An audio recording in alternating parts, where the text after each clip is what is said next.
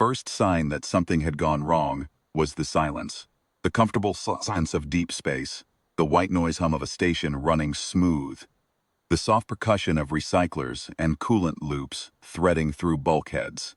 This was the silence of held breath, something ancient and patient deciding after a very long time that it was done waiting. Dr. Marin Voss heard it in the way the gravel of Titan Station's outer ring stopped crunching under maintenance boots at 0400. She heard it in the gap between the second and third ping of the proximity buoys around the Cassini corridor. She heard it in her own pulse, which had the bad habit of telling her things her instruments hadn't figured out yet. She was sitting in the morgue when the body of Dr. Ethan Solis sat up. He had been dead for 11 hours. Core temperature confirmed. Flatline on every neural monitor. The explosion in Lab 7 had caught him at the wrong angle, and what remained had been cataloged, bagged, and transferred to cold storage with the quiet efficiency that catastrophic accidents demanded.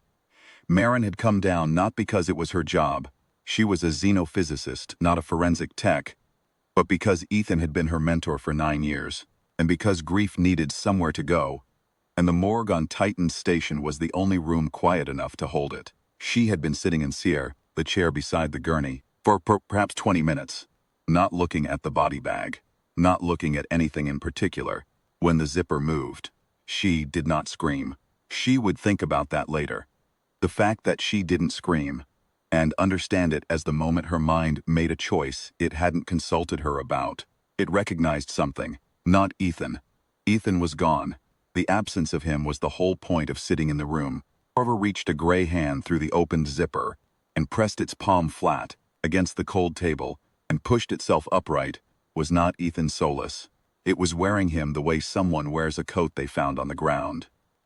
The face turned toward her. The eyes were wrong. The color was right. Ethan's particular muddy hazel, but the depth was absent. They were surface features. Something was looking through them that did not understand what eyes were for. Dr. Voss, it said. Ethan's voice, but the cadence off, like a translation. You are a scientist.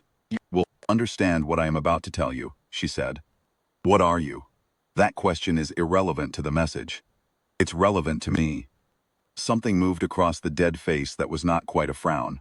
We have been present in this system for longer than your species has had language. We have watched. We have made no action. This ends now. A pause. The body's chest rose and fell once, mechanically, like something that had observed breathing without understanding it. Kind has weaponized the atom. You have placed weapons in orbit. You have sent vessels to every body in this system, bearing instruments designed to detect and kill. You have crossed a threshold. Surrender your orbital platforms and your fleet commands within 48 of your hours, or we will demonstrate what 48 hours of our patience ending looks like. Marin looked at the dead man sitting on the table and felt a particular, very specific anger. Not fear, not yet. The kind of anger that comes from someone choosing the wrong messenger. He was a good man, she said. You didn't need to use him. He was available. She stood up, picked up her tablet from the floor where it had fallen, and walked out of the morgue. She had 48 hours, and she intended to use every second of them. Commander Dake Oren was not a man who appreciated being woken at 0430. He was even less pleased to find Marin Voss standing in his doorway, looking like she'd seen something that had permanently rearranged her understanding of the universe. Because in his experience, that expression meant that someone else's paperwork had just become his problem. She told him everything. He listened in the specific, flat way of career military men who have trained themselves to absorb bad news without visible reaction.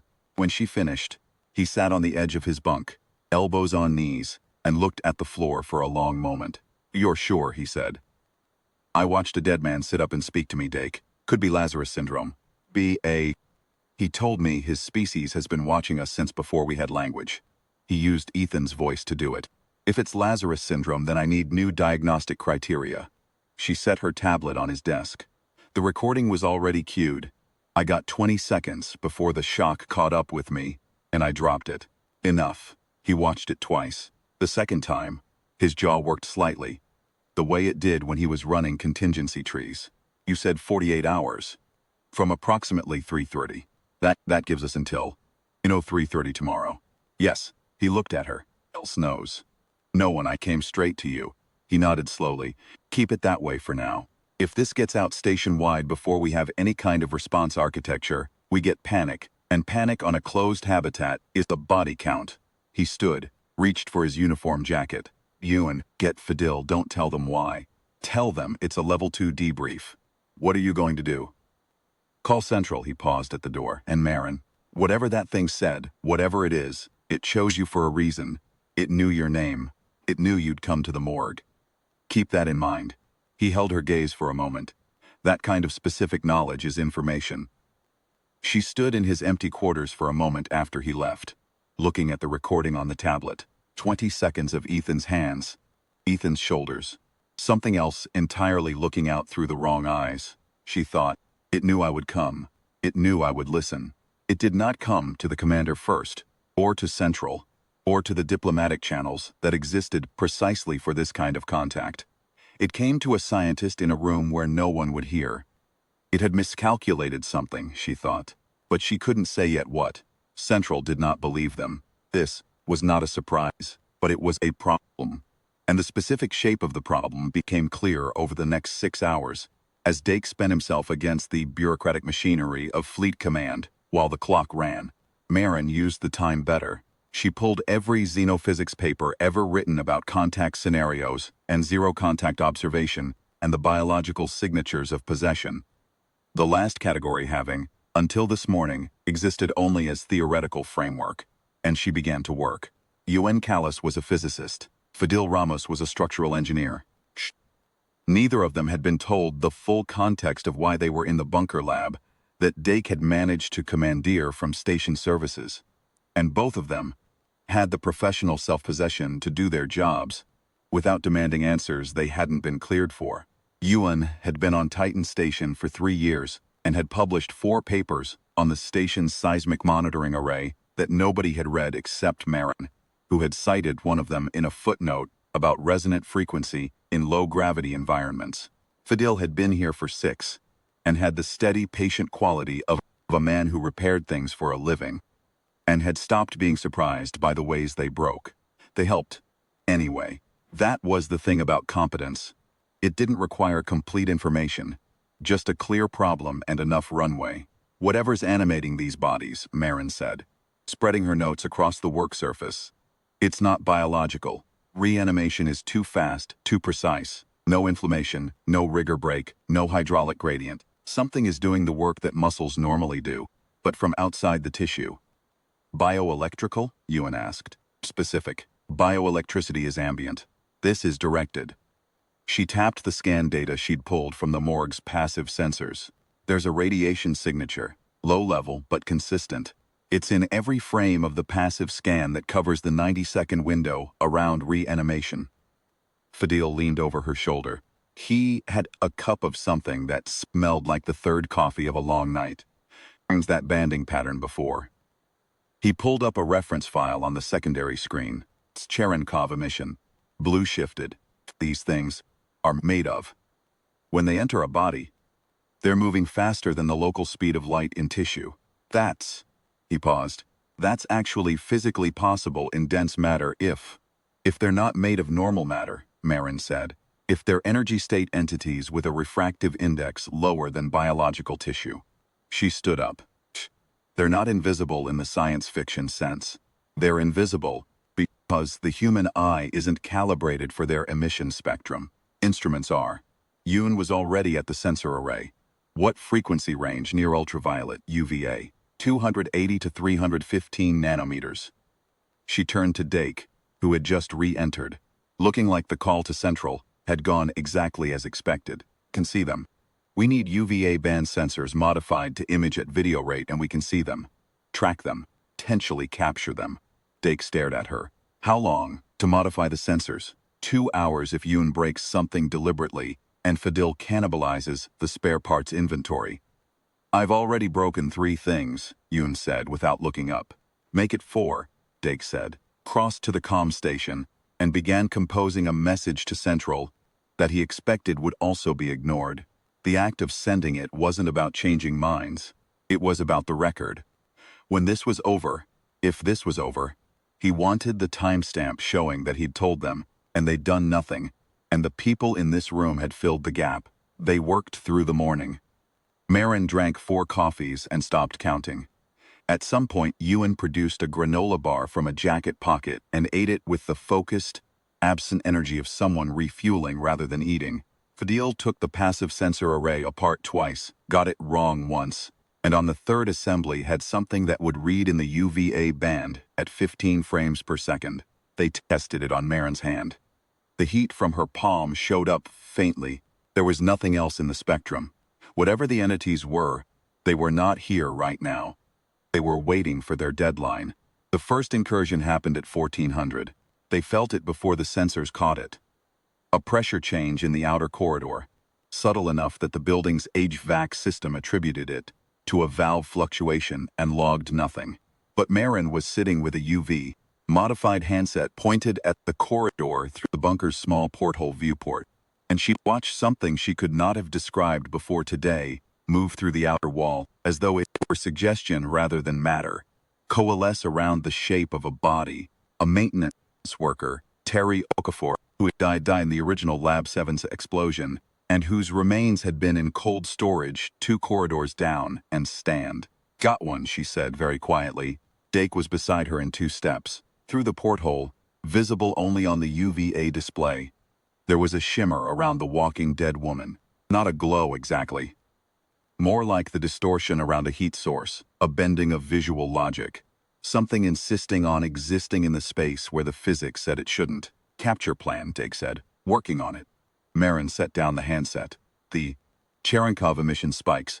When they transition between energy state and tissue. If we can interrupt the transition, catch them mid-phase. They can't maintain cohesion in either state. They need a medium. What kind of medium? Dense polymer. Something with a refractive index high enough to disrupt the phase transition. She looked at Fadil.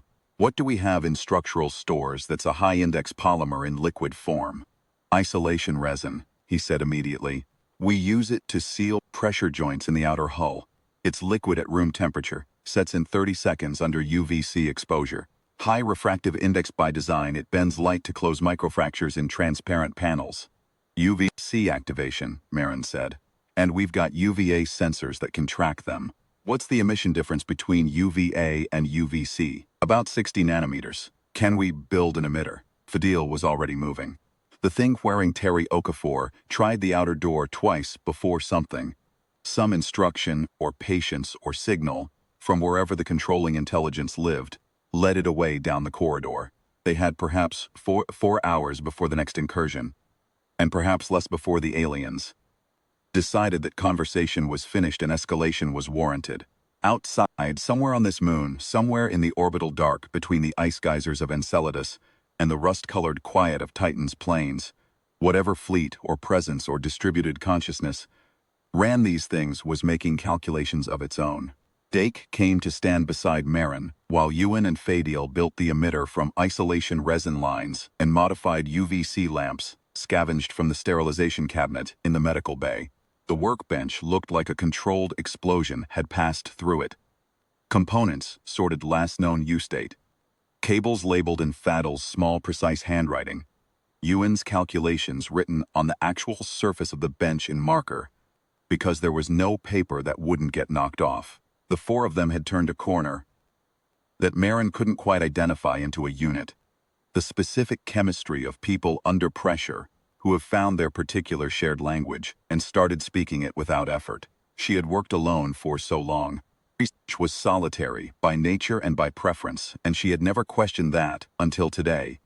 Sitting in a morgue at 0330, when the first thing she'd done was run to find someone. You didn't, it turned out, confront the unknown alone if you had the option not to. You said it miscalculated something, Dake said. In my quarters. You started to say it. It chose me to receive the message because I'm a scientist. Because it thought that meant I would respond with fear dressed up as reason. That I'd run the numbers on 48 hours and human military capacity and conclude that surrender was the rational choice. She watched Fadil's hands working the resin lines with the focused economy of someone who builds things correctly the first time. Because second chances aren't guaranteed in vacuum.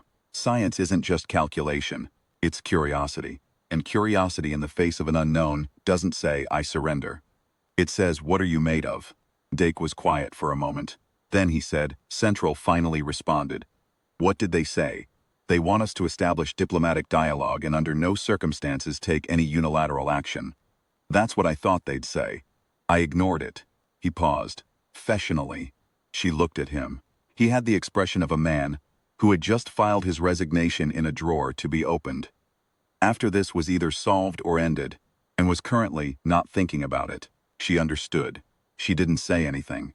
There was a particular kind of courage in simply continuing to work. And it didn't need commentary.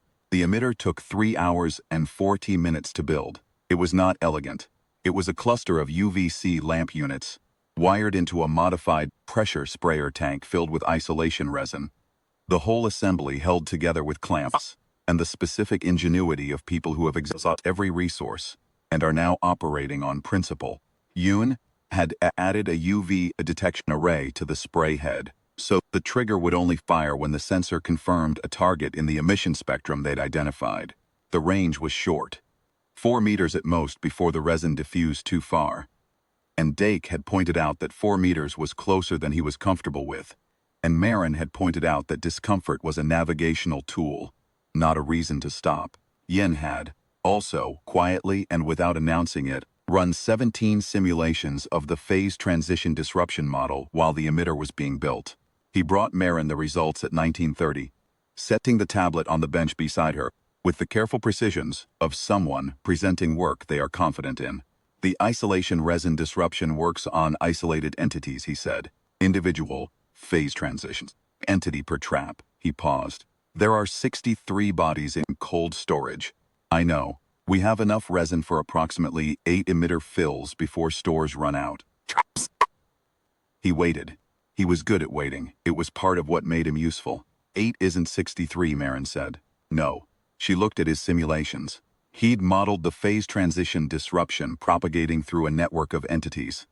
The theory being that if the entities coordinated via shared signal, a disruption in one might cascade to others. The model showed a propagation effect, but it was weak, attenuating at distance, requiring direct physical proximity to sustain. What if the disruption weren't chemical, she said. What if it were acoustic? Yoon tilted his head. The resin trap works by locking the entity in mid-phase, and then curing the polymer around it. That's a containment method. What causes the disruption is the sudden inability to complete the phase transition. The entity can't return to energy state and can't fully inhabit the tissue. It's a signal interruption, a jamming effect. She pulled up the sensor logs from the first incursion. If we could jam the signal across the whole station simultaneously, not chase individual entities, make the entire environment hostile to phase transition. Sound, Yoon said. He said it the way he'd have written the first line of an equation. Not as the answer, but as the first symbol that made the answer possible. Sound, she agreed. At 2100, the second incursion came. There were 3 of them this time. 2 workers from the lower ring and a security officer named Pavel Strahl, who had died in the hull breach 6 months prior. They moved in the peculiar way of inhabited dead things. Purposeful, but not fluent, like something that had studied human locomotion from a sufficient distance to approximate it but not understand it. The UVA sensors painted all 3 with the shimmer. 3 distinct presences, nested in 3 dead bodies, radiating in the near UV like something that was very much alive, and very much certain it could not be touched. Marin was in the corridor. She had put herself there because the plan required someone in the corridor, and because Dake had argued with her about it for 15 minutes, and she had waited him out. She was holding the emitter with both hands, and she was not thinking about being afraid. Fear is an appropriate response to a known danger. This was an unknown one, which meant the correct response was attention. Pavel Strahl walked toward her. Shh. Whatever was inside him was watching her through eyes that had been clouded by 6 months in cold storage, and it walked toward her with the confidence of something that had never been successfully opposed. She said, "Stop." It did not stop. She waited 4 meters. 3. The UVA sensor squealed. She fired. The resin hit the space around Pavel Strahl's body, and the UVC lamps in the emitter activated on contact, curing the polymer in the 3 seconds it took to coat the shimmering outline the sensors had identified. Not the body. The body stepped through the spray, looking confused by the interruption. But the thing around the body, the thing between the body and whatever state it had come from, the phase transition zone, the half-materialized entity caught between its natural form and the dead flesh it was wearing. The sound it made had no human analog. Marin's bones registered it before her ears did, a frequency at the low end of what the inner ear processed as pressure rather than sound. A note that seemed to compress the air and then release it in a single pulse that knocked her one step back. Pavel thing collapsed. The body dropped. Polymer shell around where the entity had been was left standing for a moment. A man-shaped void coated in hardening resin, and then it fell too. The other two stopped. Whatever signal passed between them took less than a second. Then they turned and walked back the way they had come. Not fleeing. Entities with that kind of certainty didn't flee. Reassessing, regrouping, running new numbers on a situation that had just produced an unexpected variable. Marin lowered the emitter. Hands were shaking. Not from fear, she decided, but from the specific aftermath of doing something correctly under terrible circumstances. When the body has held itself together through will and doesn't know how to release it cleanly. She breathed again. Dake was there. He had come around the corner with his sidearm out and found nothing useful to do with it, and was in the process of accepting that. You hurt? No. She looked at the collapsed body, at the hardened polymer shell beside it, at the UVA sensor now reading quiet in the corridor. I saw. We need to do it again. Once isn't proof. We need to do it enough times that they can't. She stopped. Something had shifted. Not in the corridor. Somewhere in the fabric of the problem, some hinge had moved. Dake, how many bodies are in cold storage on this station? He looked at her. She watched him do the arithmetic. And she watched his face when he got to the answer. Titan Station's cold storage currently held 63 bodies, 11 from the Lab 7 explosion, 19 from a mining accident 3 months prior. The rest accumulating from the ordinary attrition of life.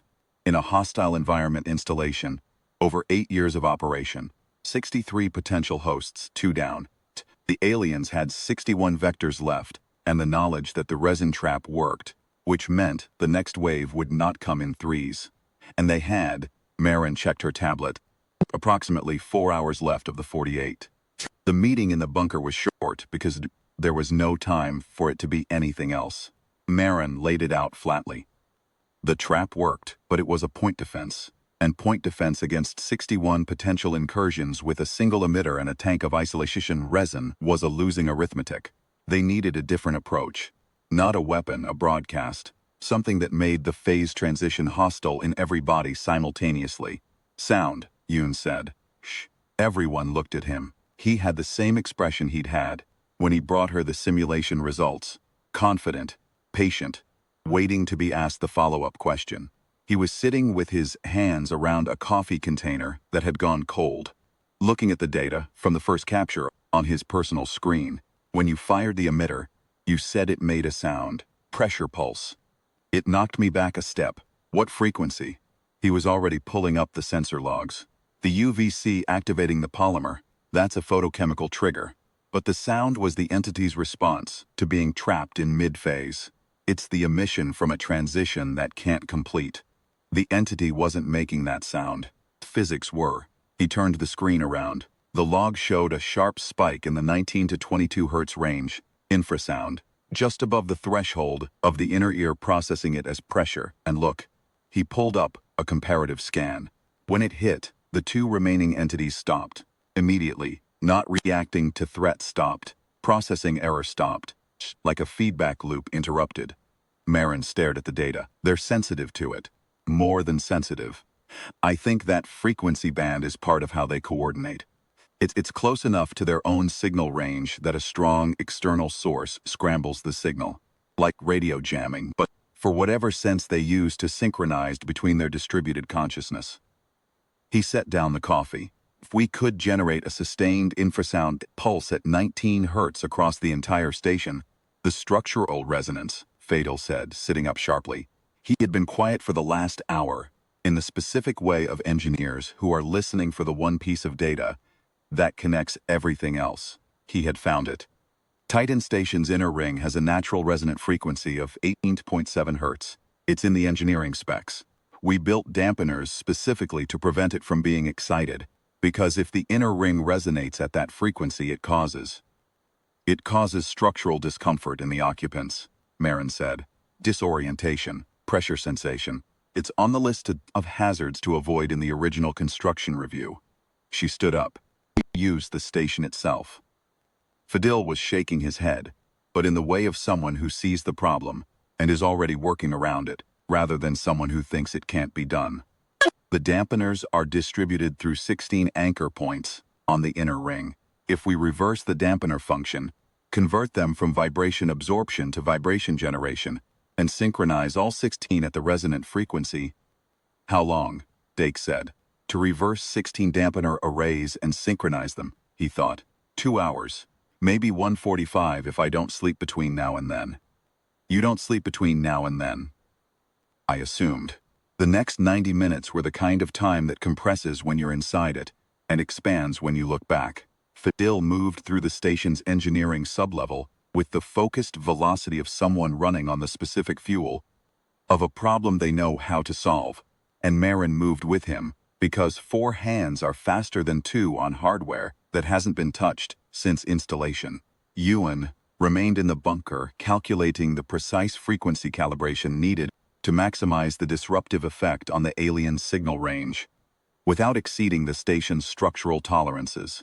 Dake covered the corridors with the emitter and a UVA handset, and the particular watchfulness of a commander who knows he is the last line of a defense he hopes will be made irrelevant.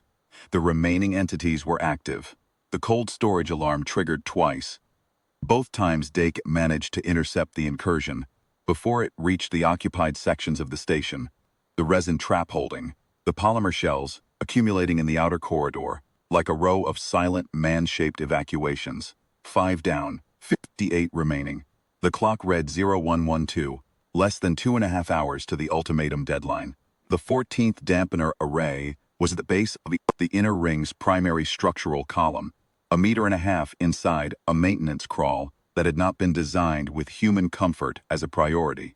Marin was inside it, running diagnostic cables between the array housing and the portable controller Fadil had jury-rigged from salvaged components, and she was doing it by feel and by the glow of a single work light clamped to her collar, and her hands were bleeding from a sharp edge she'd found on the 3rd attempt at threading the cable, and she was humming. She did not realize she was doing it at first. Then she recognized the melody. Something her grandmother had sung while fixing equipment in the old climate lab on Ceres, a tune without clear origin that had passed from hand to hand through generations of people who worked with their hands in confined spaces and needed something to hold the shape of themselves against the pressure of the task. It was not a significant song, it was not a noble one. It was 3 bars of melody and a set of nonsense syllables, and it had survived because it was useful. Fadil's voice came through the crawl. What is that? Something my grandmother sang. A pause. It helps, apparently. She heard him, a moment later, try to hum along from 30 meters away, getting the melody approximately right on the 2nd attempt. She finished threading the cable. 14 up, she said into the comm. Feel you have 14. I need 16, he said. You'll get 16. How long on 15 and 16? 20 minutes if nothing tries to kill me. Nothing will try to kill you. Dake is out there. A pause. That's either reassuring or terrifying. I haven't decided. Pick reassuring. It's more useful. Nothing tried to kill Fadil. 17 minutes later, all 16 dampener arrays were in Yuan's synchronization grid. Their function inverted, their resonant frequency locked at 19.1 Hz. Slightly above Titan Station's natural structural resonance to avoid self-reinforcement, and slightly above the center of the alien signal band to maximize interference. Yuan had run the calculation 4 times. Marin had checked his math twice. There was a moment, very brief, and none of them would mention it afterward, when all 4 of them were in the same room and understood simultaneously that they were about to do something that had never been done before. That might not work. And that was the only option left. Dake looked at Marin. She was blood-streaked, one knee of her suit torn, her hair stuck to her face with sweat. He looked like he'd spent the last 2 hours running between crisis points, which he had. Yoon had a streak of resin on his forearm that had cured gray-white and wasn't coming off until he found a solvent. Fatal had lost his coffee somewhere in the engineering sub-level and had not replaced it, and was operating on what Marin could only characterize as structural determination. "You're sure?" Dake said. "Not the same question as this morning, a different kind of sure." "No," she said. "We're doing it anyway." He nodded once. Something passed across his face. Not quite a smile. Something older than that. The expression of someone who has decided that the gap between certainty and necessity is exactly the right size for a human being to stand in. Then he said, "Ewan, run it." The sound was not a sound, it was a condition. It filled the station the way water fills a vessel. Not from a direction, but from everywhere at once. A presence rather than a noise. A vibration that the human body registered as pressure in the chest cavity, and a faint, sourceless anxiety, and the mild, irrational sense that the room was slightly more real than it had been a moment before. Two of the station's overhead lights flickered. Coffee mug on the workbench moved 3 millimeters without being touched. The walls said nothing, but they were very clearly present. The UVA sensors across the station's network read chaos. They watched it on Ewan's synchronized feed. Every corridor, every cold storage chamber, every outer ring corridor simultaneously. The shimmer that marked the entities spiked in intensity, then fragmented, then began to collapse. Not slowly, not in stages. In the specific, catastrophic way of a signal, jammed at its carrier frequency. Not faded but overwhelmed. The organizing principle that held the entities in their possessed body configuration interrupted at the root. The bodies dropped. All of them. 58 cold storage cases in every corridor of the lower ring. On the outer catwalks, in the access tunnels, in the Section 2 maintenance bay, dropped at once, sudden and final, like the strings of 58 puppets cut simultaneously by a single pair of scissors. And then, for 3 seconds, the UV feed showed something else. Before they fully dispersed, before whatever those entities were returned to whatever state they normally occupied, the sensors caught them, visible, not in bodies. In their own form, a shape that was not a shape, more like a topological concept than a physical structure. A folded geometry that existed in the near UV band and radiated cold light in a frequency the human eye interpreted, at the very edge of perception, as a kind of blue so deep it was almost another color entirely. They were, Marin thought, beautiful. In the way that deep ocean creatures are beautiful. Radically alien, radically themselves, comprehensible only on their own terms. They had been here for 20,000 years. They had watched. They had been patient. And they had made the particular fatal error of assuming that patience is a human weakness, rather than a human tool. Then they were gone. The infrasound ran for another 90 seconds before Yuan killed it. The station settled back into its operational frequency. The lights stopped flickering. The coffee mug did not move again. The clock read 0247, 43 minutes before the ultimatum deadline. Dake sat on the edge of the workbench and did not say anything for a long moment. Then he picked up the cold coffee mug and drank from it, and made the expression of someone who has discovered it is cold and does not particularly care. "Central is going to want a full report," he said.